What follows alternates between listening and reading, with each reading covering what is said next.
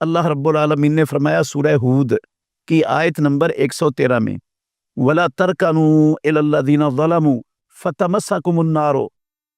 اے کائنات میں بسنے والے، کلمہ پڑھنے والو، اللہ کو رب کہنے والو، تم ان لوگوں کی طرف مائل نہ ہو جاؤ جو ظالم ہیں، جنہوں نے ظلم کیا ہے۔ فَتَمَسَّكُمُ النَّارُ، اگر تم نے ایسا کیا تو تمہیں جہنم کی آگ چھو لے گی۔ وَمَا لَكُم مِّن دُونِ اللَّهِ مِنْ أَوْلِيَاءَ، اور تمہارے لیے اللہ کے سوا کوئی دوست نہیں ہوں گے۔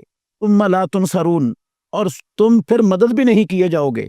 اللہ رب العالمین نے اس آیت کریمہ میں ظالموں کی طرف میلان کو، جھکاؤ کو حرام کر دیا ہے، اس سے منع فرما دیا ہے کہ مسلمان کے لیے ظالم کی طرف جھکاؤ اور ان کی طرف میلان، اس کی اجازت نہیں ہے۔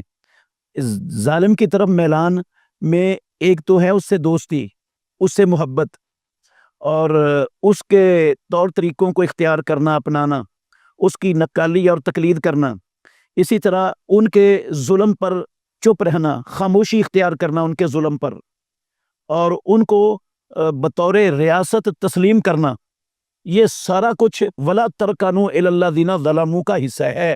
اللہ رب العالمین نے اس سے منع فرمایا ہے۔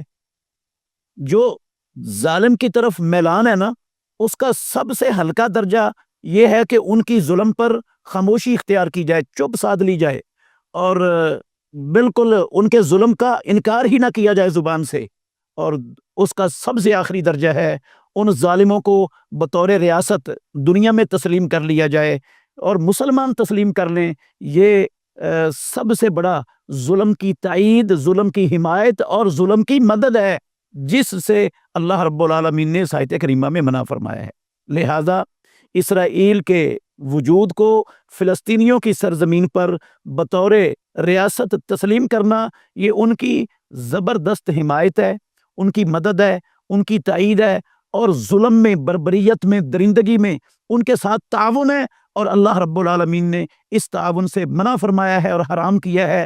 لہذا کسی مسلمان حکومت کے لیے شرعاً جائز نہیں ہے، اسلام اجازت نہیں دیتا کہ ان ظالموں کو ایک غاصبانہ علاقے میں، جس کو انہوں نے غصب کیا ہوا ہے، چھینا ہوا ہے، وہ زمین کسی اور کی ہے، اس پر ان کی ناجائز ریاست کو تسلیم کیا جائے۔